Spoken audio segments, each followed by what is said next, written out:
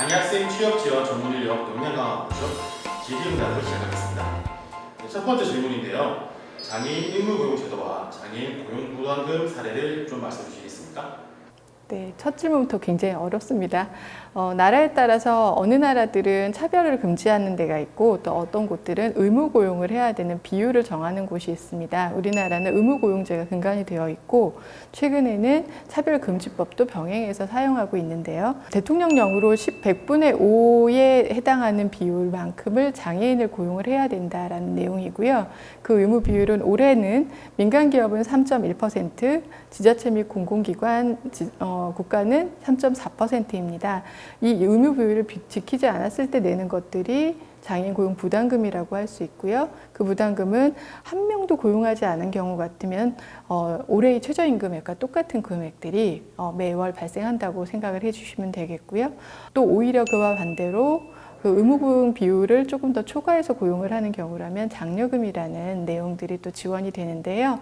장애 정도와 성별에 따라서 30, 또 45, 60, 80만 원까지 지원이 됩니다.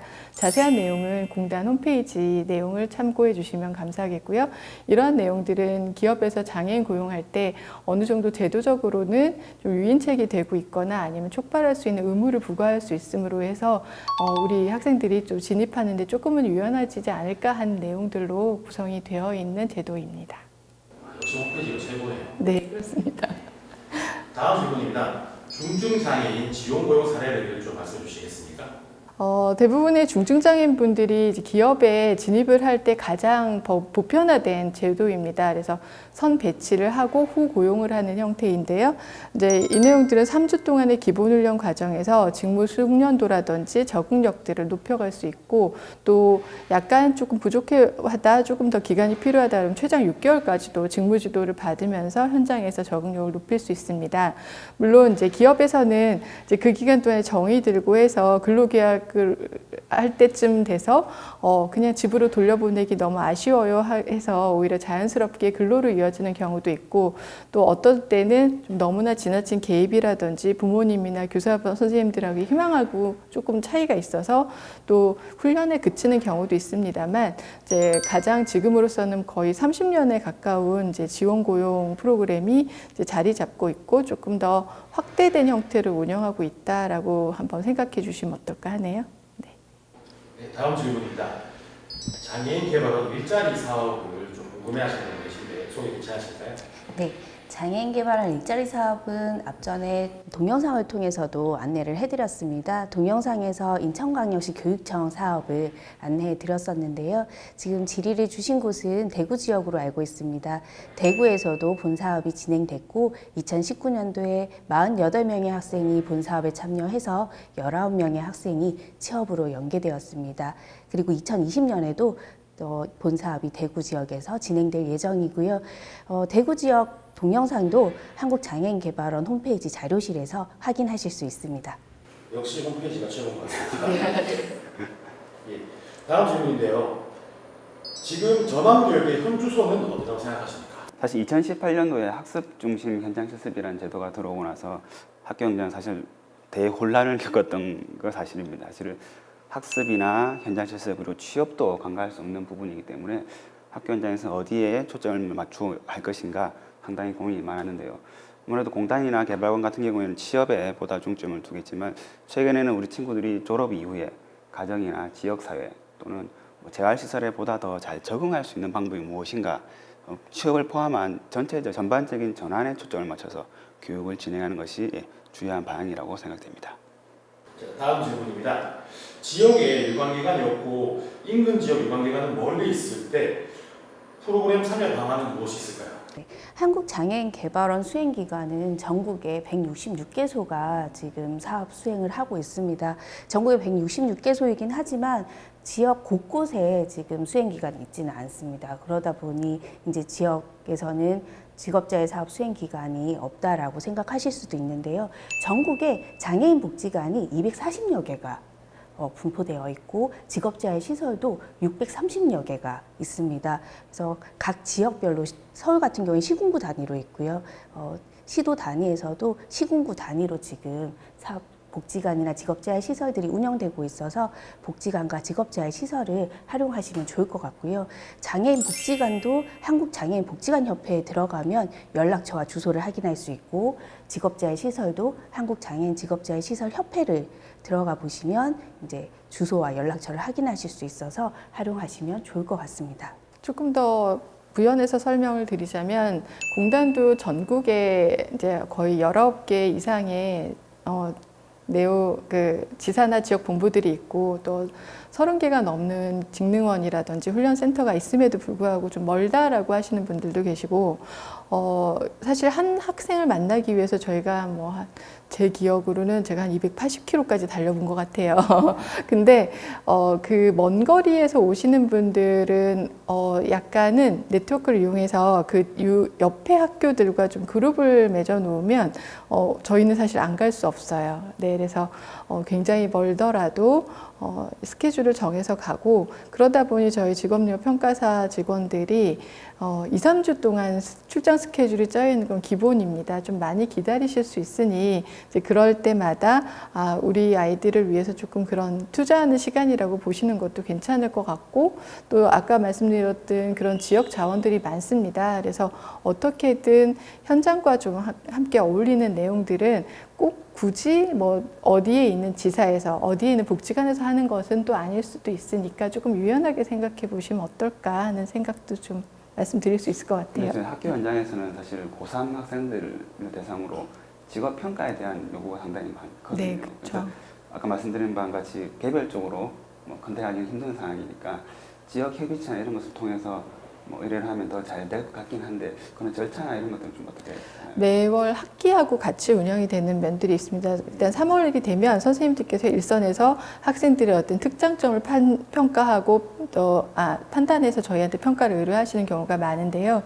또 저희도 이제 작업 물량이 있다 보니까 다 소화가 안 되는 경우도 있어서 약간 중장기적으로 바라보시고, 또 어떤 그룹 활동을 하러 오거나 아니면 직업력 평가를 하러 왔을 때 좀 사이 시간을 이용할 수 있도록 네트워크를 잘 활용해 보시는 게 좋을 것 같아요.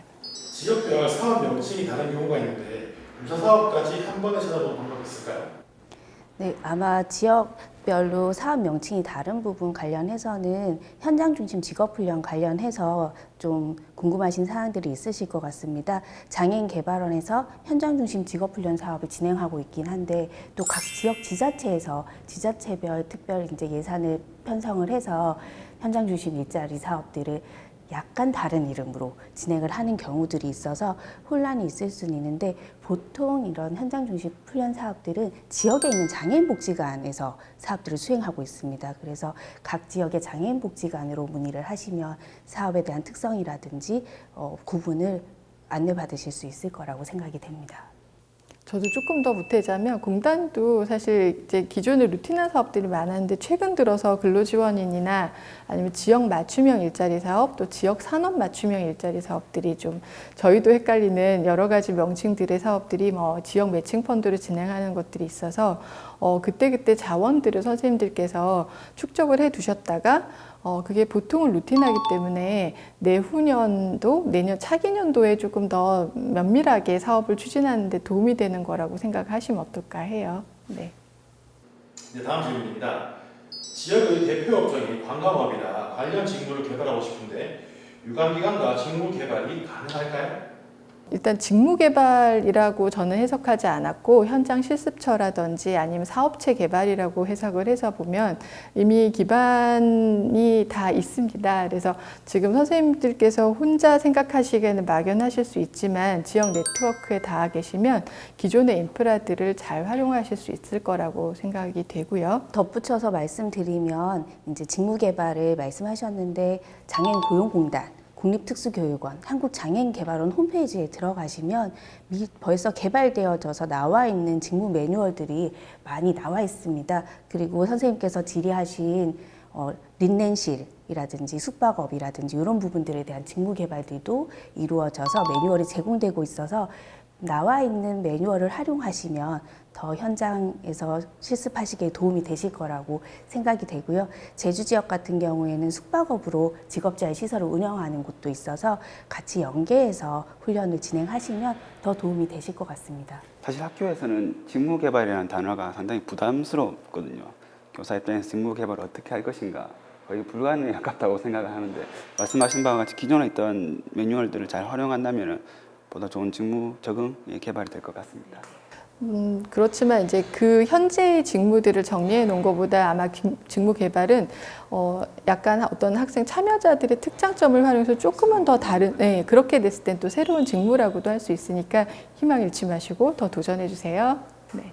네, 교육청 소속으로 담당한 학생 수가 많습니다. 지역 내 학생들의 취업 지원 프로그램 운영에 좋은 방법이 있을까요? 아무래도 교육지원청 차원에서는 보편적으로 모든 학생들을 대상으로 하는 정보 안내가 이루어져야 되기 때문에 각 공단이나 지자체, 공고되어 있는 사업 이런 내용들을 잘 파악해서 일반적 기준에 맞게끔 학교에 알려주는 것이 가장 우선시돼야 되지 않을까 생각이 됩니다. 현장에서 관리하셔야 되는 학생들도 많지만 사실 저희가 한정된 자원이나 예산을 쓰는 상황이기 때문에 일자리의 개수나 프로그램에 참여할 수 있는 재원들도 다 한정이 되어 있습니다. 저희가 한 학년당 한 10,000명 정도로 추산을 하고 있지만 저희가 고등학교 과정들을 3,000명부터 커버하기 시작해 지금 6,000명을 물량을 매년 목표로 정하고 있는데 충분하지 않은 것은 알고 있습니다. 그래서 지역적인 인프라들을 좀 잘 활용해 보시면 복지관, 직업재활시설, 또 공단에서 하는 사업들, 또 아니면 재정지원 일자리들을 또 골고루 보시면 사실 어느 정도 골고루 어떤 혜택들을 아니면 편익을 가져갈 수 있지 않을까라는 말씀도 덧붙여 드립니다.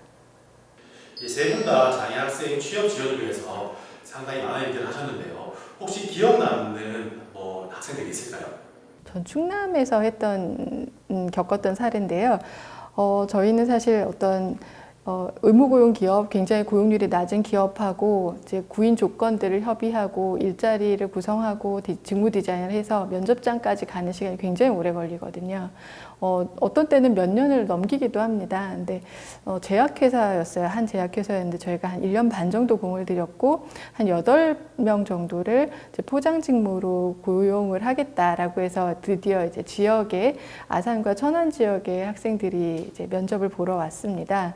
근데 한 친구가 쿨쿨 자는 거예요. 정말 코까지 골면서. 그래서 사실 저는 그 장면을 보고 굉장히 절망을 했죠. 내가 어떻게 우리 팀에 이렇게 노력해서 이 장을 만들었는데 저분은 저렇게 잠을 자지? 그랬더니 그 순간에 그때 특수학교 담당 선생님께서 그러시는 거예요. 저 친구는 긴장을 하면 잠을 자는 기면증을 갖고 있다. 그래서 오히려 다른 정도의 장점을 좀 봐라라고 얘기를 해서 그 내용들을 또 기업에 그대로 말씀을 드렸습니다. 오히려 면접 상황에서 너무나 유연하게 대처했고 그 선발된 8명 중에서도 가장 뛰어난 어떤 직무 성과를 보이고 있다. 그래서 사실 저는 첫인상으로 평가를 했구나라는 반성을 했던 것 같고 현장에서 그런 특장점을 발견할 수 있고 이 친구를 가장 잘 아는 분들은 선생님들이세요. 그리고 또 부모님들이시기 때문에 저희는 무대를 만드는 역할에 충실하고 여러분들께서 좀 도와주시는 일들이 현장에서 되게 의미가 있습니다. 그래서 그런 내용들을 협력해 가야 된다는 말씀 아까도 드렸지만 지금도 강조를 한번 해보고 싶습니다. 네, 저는 취업 지원에 대한 우수 사례라기보다는 우리 취업 지원관 선생님이 학교에서 특수교사와 협력하는 우수 사례가 생각나는데요.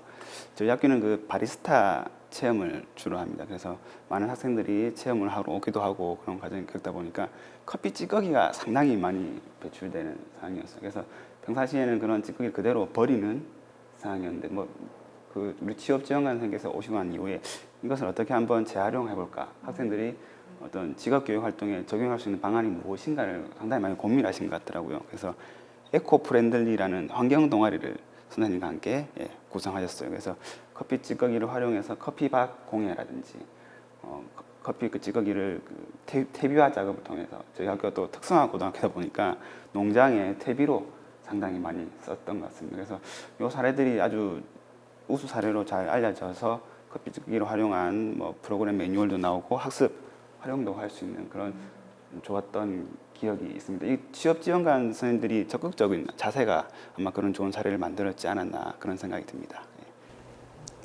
저 같은 경우에는 현장 실습을 통한 부분이 아니라 장애 학생들 대상으로 전환 교육을 실시한 적이 있습니다.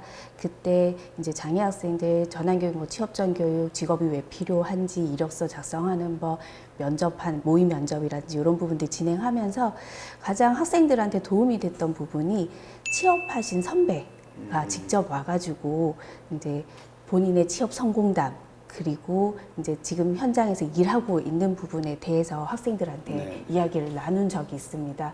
그랬을 때 제가 그렇게 열심히 했는데 저를 볼 때 눈빛과 그 취업 선배를 보는 눈빛이 달랐었고요. 취업 선배가 이야기할 때 더 열심히 듣고 취업에 대한 생각도 가지는 모습을 봤습니다. 그래서 취업 지원관 선생님들도 먼저 선배들이 취업한 분들 섭외해서 와서 학생들한테 좀 이야기 나누는 시간을 가지면 그분도 엄청 좋아하셨거든요. 취업하신 분도 후배들한테 와서 본인 이야기를 하는 거에 대해서 굉장히 뿌듯해하고 자랑스러워하는 모습이 있었고 학생들도 보면서 나도 가야 되겠다 이런 생각들을 하시더라고요. 그래서 그런 부분들이 있어서 활용해 보시면 좋지 않을까라는 생각이 들고요. 취업 선배 만남 좋은 것 같아요. 네네. 그리고 이제 학생은 아니었는데 현장 훈련 관련해서 좀 한 케이스가 생각나서 말씀드리면 일단 사업체에서 취업은 안 하겠다, 취업 못 하겠다라고 이야기를 하시고 대신 훈련 장소 제공은 하겠다. 훈련 장소 제공을 하겠는데 우리가 일하는 직원들이랑 같이는 안 되고 따로 공간을 주겠다. 그러면 훈련 지원인이 와가지고 같이 훈련을 해라. 뭐 이제 우리가 하는 일을 주긴 하겠다라고 하셨어요. 그래서 그렇게 시작을 했습니다. 시작해가지고 공간을 별도로 마련해서 훈련을 진행을 했었는데요. 그러다 보니 이제 왔다 갔다 하면서 동료들이 보고 관심을 가지고 또 우리 학생들은 아니었지만 20대 초반의 성인 장애인 분들이셨거든요. 그분들이 또 반갑게 인사하고 오고 가면서 인사하니까 서로 관심을 가지게 되고 그러면서 장소가 밖으로 나왔습니다. 별도의 공간이 아니라 훈련 장소가 바뀌어졌고 그렇게 훈련이 계속 진행되면서 동료들이 관심을 가지고 동료들이 장애 인식 개선이 좀 이루어졌어요. 그러고 나니까 사장님이 고용을 하시겠다고 해서 고용이 된 케이스가 있어서 전체적인 이제 고용의 효과도 있었지만 그 사례는 장애 인식 개선으로 연결된 부분이라 사업체 현장에서의 실습이 꼭 고용이 아니라 우리 학생들, 우리 장애인분들이 지역사회로 나가는 디딤판이 된다고 보시고 열심히 해주시기 바랍니다. 맞아요. 기회 제공은 굉장히 중요한 것 같고 결국은 저희가 뭐 판을 만들고 또 프로그램을 운영한다 하지만 결국은 이제 장애를 가진 학생도 굉장히 많은 에너지를 쏟아서 저희의 조력자가 되고 있다는 거죠. 네, 그런 내용들을 증명해내는 분들 보면 굉장히 뿌듯합니다. 네.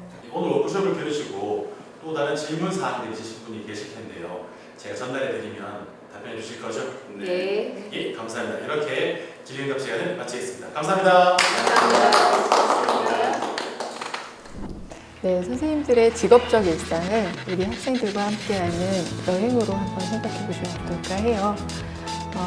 여러분들이 하시는 일은 분명 우리 사회가 앞으로 추구해야 될 가치에 정말 잘 닿아 있는 상황입니다. 여러분들 힘내시고 여러분들 저희가 늘 응원합니다. 좋은 파트너가 되어 주십시오. 감사합니다. 취업 지원관 여러분들이 흘리신 땀방울이 장애 학생들의 성공적인 전환에 큰 밑거름이 됩니다. 여러분들 응원합니다. 화이팅! 학생들이 사회로 내딛는 첫걸음에 함께해 주시는 취업지원관 선생님, 취업지원관 선생님들의 힘찬 한 걸음이 우리 학생들의 발걸음을 당겨주는 힘이 됩니다. 함께 해주셔서 너무 감사하고요. 선생님들의 행복이 학생들에게 전달될 수 있도록 선생님들이 행복한 하루하루가 되셨으면 좋겠습니다. 늘 뒤에서 응원하겠습니다. 감사합니다. 강의 잘 들으셨나요? 오늘 강의가 여러분들의 업무에 많은 도움이 되길 바랍니다. 혹시 추가로 문의사항이 있으시다면 담당자인 제 전자우편으로 보내주시면 되겠습니다. 노력하는 여러분들이 계시기에 우리 학생들이 행복합니다. 이것으로써 장애학생 취업 지원 전문 인력 역량 강화 워크숍을 마치겠습니다. 감사합니다.